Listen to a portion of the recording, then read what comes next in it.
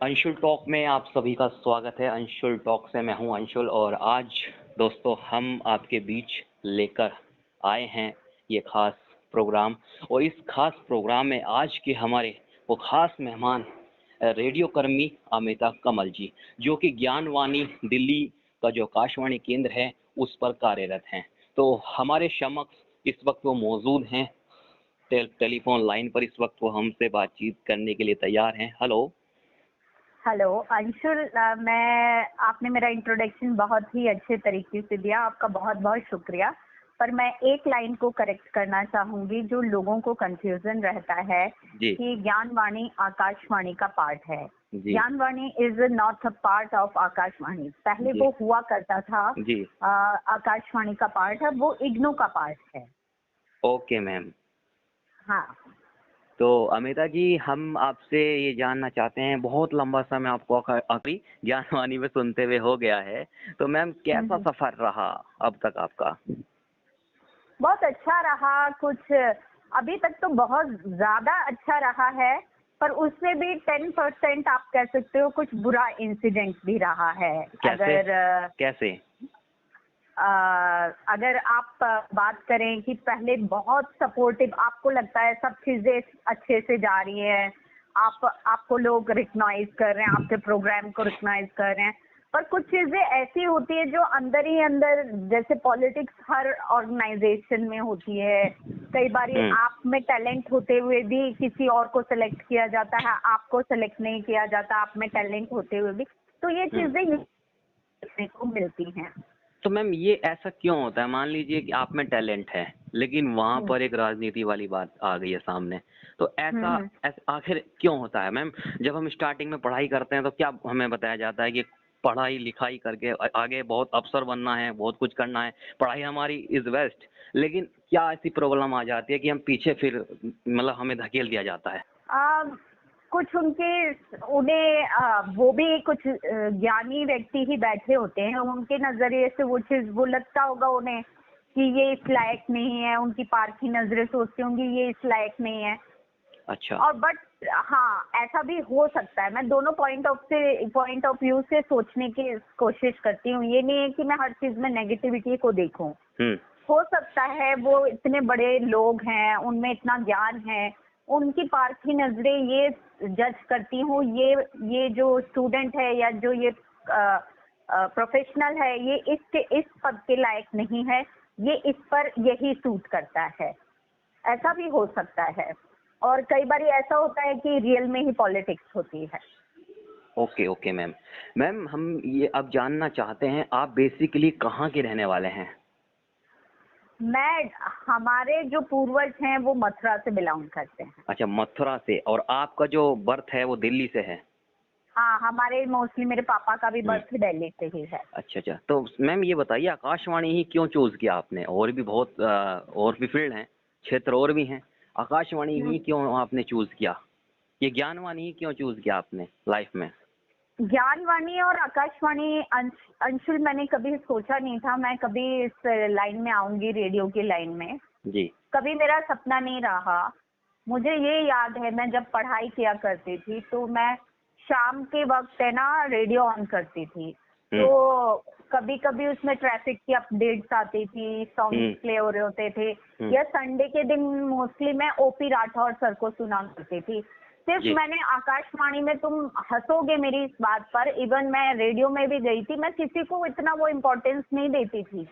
मैं रेडियो में कहती थी मुझे ओपी राठौर से मिलना है, मैंने उन्हें सुना हुआ है। फर्स्ट डे की बात बता रही हूँ मैं ये। हम्म। मेरा सिलेक्शन हुआ और मैं सबसे पहले रेनबो के रूम में गई और मैंने ये बोला कि ओपी राठौर सर कहाँ हैं। तो वो कहने लगे ओपी राठौर सर का जब शो होता है वो तब आते हैं। तो मैंने कहा उनसे कहिएगा उनकी फैन आई थी। अच्छा अच्छा अच्छा अच्छा।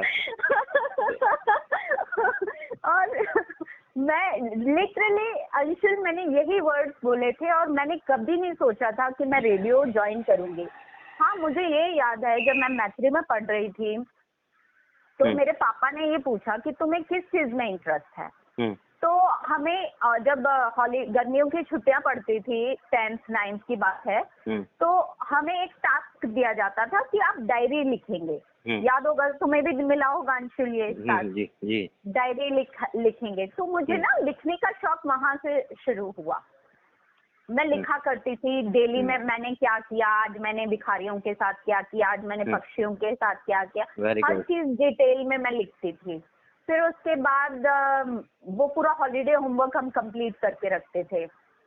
अच्छा। ऐसे मेरा लिखने का इंटरेस्ट जागता गया। फिर उसके बाद मैं कंपटीशन वगैरह में भाग लेती थी, सुलेख और ये सब होते थे जो स्कूल के कंपटीशन।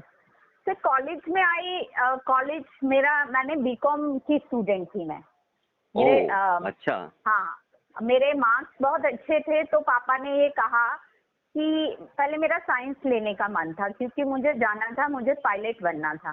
बट पायलट तो मैं बन नहीं पाई, क्योंकि उसके लिए साइंस चाहिए होती है। साइंस के लिए मेरे मार्क्स कम थे।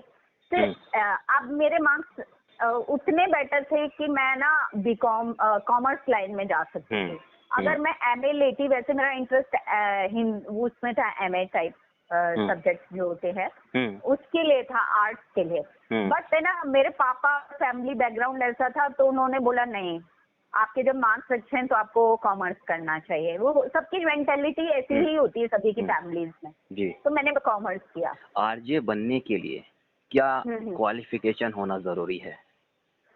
अंशुल, जैसे मैंने बताया कि मैंने बीकॉम किया, मैं वो उसी बात पर आ रही हूँ जो तुम बोल रहे हो।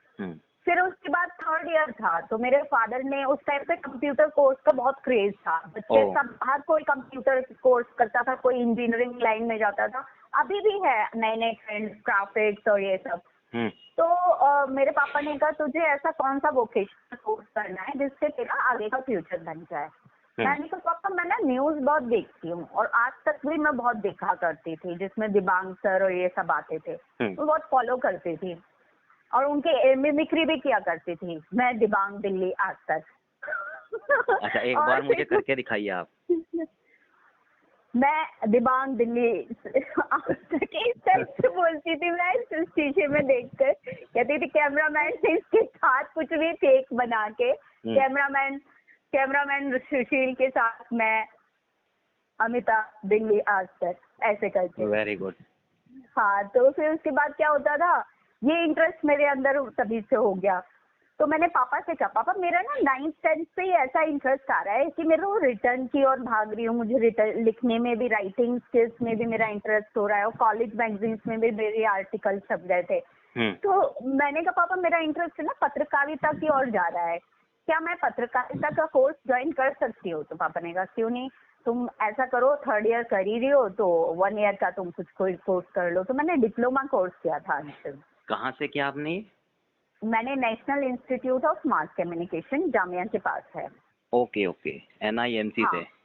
हाँ, फिर उसके बाद क्या हुआ, वो 1 ईयर हो गया, तो मैंने सिर्फ दूरदर्शन में इंटर्नशिप की थी। अच्छा। अब कहीं पे भी जॉब सर्च कर रहे हैं तो वो 1 ईयर के डिप्लोमा और इनसे कुछ नहीं होता है। ठीक है, कहीं पे भी जाते थे, CV दे के आ जाते थे। फिर उसके बाद मैंने ना, मेरे पापा ने कहा, खाली बैठने से अच्छा अपनी स्टडी जारी रखो। तो मैंने इग्नू से post graduate diploma audio program production किया। ओके। तो उसमें एक हमारा प्रैक्टिकल पार्ट है ना, ऑल इंडिया रेडियो में होता था। ओके। हमें ऑल इंडिया रेडियो भेजा जाता था, तो मेरी वहां पर कई लोगों से उस टाइम पे मुलाकात हो गई थी। हमारे टीचर्स भी रेडियो से ही आते थे, जैसे नियाजी सर, हाँ, और लक्ष्मी शंकर वाजपेयी सर ने हमारा प्रैक्टिकल लिया था। तो इस टाइप से रेडियो की तरफ रुझान हुआ, और तब भी मैंने नहीं सोचा था कि मैं रेडियो ही ज्वाइन करना है, मेरे मन में था मुझे पत्रकारिता ज्वाइन करना है। अब मैं TV 100 लॉन्च हुआ था, तो मैं वहां पर भी CV देकर आई थी, पर वो अप्रोच और ये सब चलता है ना कि पहले से किसी का फोन आ जाता है, फिर ये हो जाता है, तो वो हायर कर लिया जाता है उन्हें, हमारे CV धरे के धरे वो खाना खाने के लिए रख दिए जाते हैं। बिल्कुल बिल्कुल। हाँ अंशुल, आपने बिल्कुल सही कहा, ग्रेजुएट होना हर चीज के लिए बहुत इम्पोर्टेंट है, और अब तो मास्टर्स भी मांगने लगे हैं। मैम मैंने इसलिए बोला क्योंकि मैं 12th के बाद मैंने एक डिप्लोमा कोर्स किया था 6 मंथ का मास कॉम में, तो उन्होंने आकाशवाणी में गया था मैं, तो ये कहा गया था कि पहले आप एक बैचलर ऑफ आर्ट या बीकॉम कुछ भी ग्रेजुएशन का कोर्स करके आइए, उसके बाद ऑडिशन होगा, उसके बाद सिलेक्शन होगा। हाँ, उन्होंने सही कहा था। और जो मैं तुम्हें बता रही थी स्टोरी, तो मैं फॉर्म लेने गई वहां पर, जी। तो फॉर्म तो निकला नहीं हुआ था, मुझे किसी ने गलत इन्फॉर्मेशन दी थी। पर मेरी बातचीत पे ना जैसे 15 मिनट ही हुए होंगे, वो सीनियर स्टाफ बैठा हुआ था। जैसे मैंने कहा, वो इतने सीनियर होते हैं, उन्हें थोड़ा बहुत ध्यान भी हो जाता है कि किसकी आवाज बोलने लायक है, किसकी माइक वॉइस है, किसकी नहीं है। बिल्कुल। तो उन्होंने मेरा ये सीवी देख लिया था कि दूरदर्शन से इंटर्नशिप किया है, ये है, ग्रेजुएट भी है। तो कौशल मैम हुआ करती थी, उन्होंने कहा कि ऐसा करते हैं, इन्हें रिकॉर्डेड प्रोग्राम करवा लेते हैं, इनकी आवाज बहुत अच्छी लग रही है मुझे। जी। फिर मुझे ऐसे प्रोजेक्ट मिलना शुरू। पहला एक प्रोजेक्ट मैंने बिना सेलेक्ट हुए ही, ऑडिशन क्लियर किए ही किया था। देन उसके बाद ऑडिशंस हुए थे, क्योंकि उनसे कांटेक्ट बन गया था वहां जाने से। कांटेक्ट बना तो मैं कांटेक्ट में रहती थी, मैम फॉर्म्स कब निकलेगा, कैसे क्या होगा। तो फॉर्म्स जब भी निकला तो मैंने फिल कर दिया। ऐसे एंट्री हुई थी। मैंने कभी सोचा नहीं था कि मैं रेडियो का पार्ट बनूंगी। और फर्स्ट डे तो मैंने तुम्हें बताया ही कि मेरा जब सिलेक्शन हुआ तो मैं रेनबो के ऑफिस रूम में गई और मैंने कहा कि मैं ओपी राठौर जी की फैन हूँ। मैम, अब हम ये पूछना चाह रहे हैं आपसे, जैसे कि अब मान लीजिए कोई रेडियो की दुनिया में आना चाहता है, एक रेडियो जॉकी बनना चाहता है, तो क्या उसको कहना चाहेंगी आप कि वो उसको स्वागत है? कई बार हम ये भी सुनने को मिलते हैं कुछ लोगों के द्वारा कि अब थोड़ा क्रेज यार कम सा हो गया यार, एफएम गोल्ड के भी शो कम, वो प्रोग्राम कम हो गए हैं, गीतों के कार्यक्रम कम हो गए हैं, क्या कारण लगता है आपको मैम? मैं तो ये कहूंगी, ये हमारे हाथ में भी नहीं है। ये चीजें, कई चीजें बहुत ऑफिसर्स के हाथ में भी नहीं होती हैं, और वो सारी चीजें ना सरकार के हाथ में होती हैं, या बड़े लेवल की बातें होती है। इससे हमारा कोई लेना देना नहीं होता है। बट मैंने ये देखा है कि जब से हमने ज्वाइन किया, बहुत अच्छी लाइफ चल रही थी रेडियो में, बहुत अच्छा है। हम अलग अलग जगह, हम फिलहाल की क्या लाइफ मानते हो आप? फिलहाल तो समझो रेडियो खत्म ही है। बिल्कुल सच बात है ये। हाँ, ये सच बात है। और हमने मेरे खुद के 2 चैनल्स बंद हो गए हैं, जिसमें मैं ऑल इंडिया रेडियो, जो तुम आकाशवाणी और ज्ञानवाणी को कंबाइन कर रहे थे, इट्स अ डिफरेंट पार्ट। मैं ज्ञानवाणी का पार्ट अभी भी हूँ, आकाशवाणी का पार्ट अभी भी हूँ, अगर मुझे कॉल आ जाए। बट वहां से अभी मुझे कॉल नहीं आया है। मेरे सेक्शंस दोनों बंद हैं और हमें कहा गया है कि हमें शिफ्ट किया जाएगा। अभी तक मुझे कॉल नहीं आया वहां से। कितना समय हो गया आपको? Almost 6 month. मैम देखिए, आप तो एक रेडियो कर्मी हैं, आप शो करते हैं, आरजे हैं, लेकिन एक जो श्रोता होता है उसका एक बहुत बड़ा दिल ये भी होता है कि अपने आरजे को सुनेगा, कुछ नई स्टोरी वो आरजे लाएगा प्रोग्राम में। लेकिन जब ये सुनने को उसको बात मिलेगी तो दिल पर बहुत जोर पड़ेगा कि आकाशवाणी, ये रेडियो खत्म होता जा रहा है, दिल टूट सकता है उसका मैम।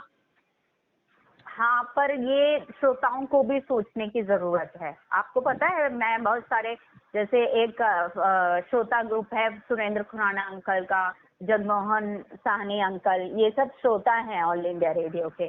मैं इनके जो भी इवेंट्स होते थे बड़े सम्मान से बुलाते थे, तो मैं जाया करती थी। तो मैंने इन लोगों से कहा कि अंकल आप है ना, प्लीज ये रेडियो बंद हो रहा है, आप कुछ ना लेटर, हमारे जो सीनियर्स हैं उन्होंने कहा है कि आप कुछ लेटर्स वगैरह या कुछ बात पहुंचाइए अपनी, कि हम सुनना चाहते हैं प्रोग्राम, तो शायद कुछ हो सके। पर ऐसा भी कुछ नहीं हुआ। मुझे लगता है कि श्रोताओं ने इनिशिएटिव नहीं लिया। तो मैम बस मैं ये पूछना चाहता हूँ कि जैसे अब हम उत्तर प्रदेश से की बात कर रहे हैं, हम यूपी से बिलोंग करते हैं, यूपी के अगर श्रोता चाहें एकजुट होना, तो क्या ऐसा हो सकता है कि जो ये बंद की कगार पर पहुंच गया है आज की डेट में ये रेडियो, क्या यहीं पर हो सकता है कि वो हार मान लें, अधिकारी वो बंद ना करें, उनके सामने झुक जाएं श्रोताओं के? क्योंकि हमने चैप्टर में पढ़ा था मैम, चैप्टर में पढ़ा था एक बार कि श्रोताओं की इतनी ज्यादा संख्या पहुंच गई थी, पता नहीं कब की बात है ये, कि उन्हें झुकना पड़ गया था, अधिकारियों को स्टेशन को चलाना पड़ा। हाँ, मुझे एफ शहरयार सर, जो हमारे फॉर्मर डीजी हैं, उनकी बात याद आती है। उनके अंडर हमने दोबारा से ट्रेनिंग ली थी विमेन सेक्शन के लिए। तो उन्होंने हमसे एक बात कही थी, first day of training of women section. उन्होंने हमसे कहा कि श्रोता, लिसनर्स इज आवर गॉड। जी। श्रोता हमारे भगवान हैं, उन्हें कभी नाराज नहीं करना है। समझ रहे हो मेरी बात अंशु? जी। तो ये सब कुछ डिपेंड करता है, अगर तुमने ये पढ़ा है, ये चैप्टर मैंने नहीं पढ़ा है, बल्कि मैंने post graduate diploma in audio program production किया है। हमारे में ये चैप्टर नहीं था, बट ये आज मुझे, कहते हैं ना हर किसी से कोई चीज सीखनी चाहिए, आज मैंने तुमसे ये सीखा है। जी। ये आप कह रहे हैं कि श्रोता की बहुत वैल्यू होती है, ये श्रोता को अपनी वैल्यू दिखानी होगी। ये वक्त आ चुका है, क्योंकि कई सारे चैनल्स बंद हो गए हैं। आप अगर रेडियो जाएंगे आपको सुनसान दिखाई देगा। आप ऑल इंडिया रेडियो की बिल्डिंग में जाएंगे, जो पहले रौनक हुआ करती थी, इवन परमानेंट स्टाफ भी बहुत निराश है, हताश है। वो चाहता है कि हम लोग आए, पर उनकी भी मजबूरियां हैं। जी। उनकी मजबूरियां हैं कि वो नहीं बुला पा रहे हैं, या कुछ ऐसी सिचुएशन है कि वो कुछ कर नहीं पा रहे हैं। जी। ऑल इंडिया रेडियो को ये पॉडकास्ट लाने की जरूरत है, हर चैनल को पॉडकास्ट की तरीके से प्रेजेंट कर दिया जाए। अंशुल, तुम यकीन नहीं करोगे, मेरा शो लीडर्स तक सुनते थे। जी। आप कहेंगे कि मैं झूठी शान कर रही हूँ। हमारी प्रभा कुमार मैम के पास कॉल आ गया था किसी एमपी का। उन्होंने कहा मैंने इस आरजे को सुना है। उस दिन मेरी ही ड्यूटी थी। जी। 2 बारी ऐसा हुआ है किसी एमपी ने मुझे सुना है। जी। और ये मैं अपनी तारीफ चने के झाड़ पर चढ़ने के लिए नहीं कर रही हूँ। मैम देखिए, सबसे बड़ी बात यह है कि आप ज्ञानवाणी से आप ब्रॉडकास्टिंग कर रहे हो, तो ज्ञानवाणी एक जगह नहीं टिका हुआ। ज्ञानवाणी डीटीएच के माध्यम से भी चल रहा है, ज्ञानवाणी ट्रांसमीटर के माध्यम से भी दूर दूर तक पहुंच रहा है। तो इसको तो मैम एमपी क्या पूरा ऑल वर्ल्ड तक सुन रहे हैं। आपको न्यूज ऑन एयर ऐप पे ज्ञानवाणी चलता है। हाँ, आप अगर वेब धारा, ज्ञान धारा के माध्यम से सुनेंगे तो मुझे अमेरिका में भी कई लोगों ने सुना हुआ है। बिल्कुल, बेसिकली आप सही बोल रहे हो, बिल्कुल।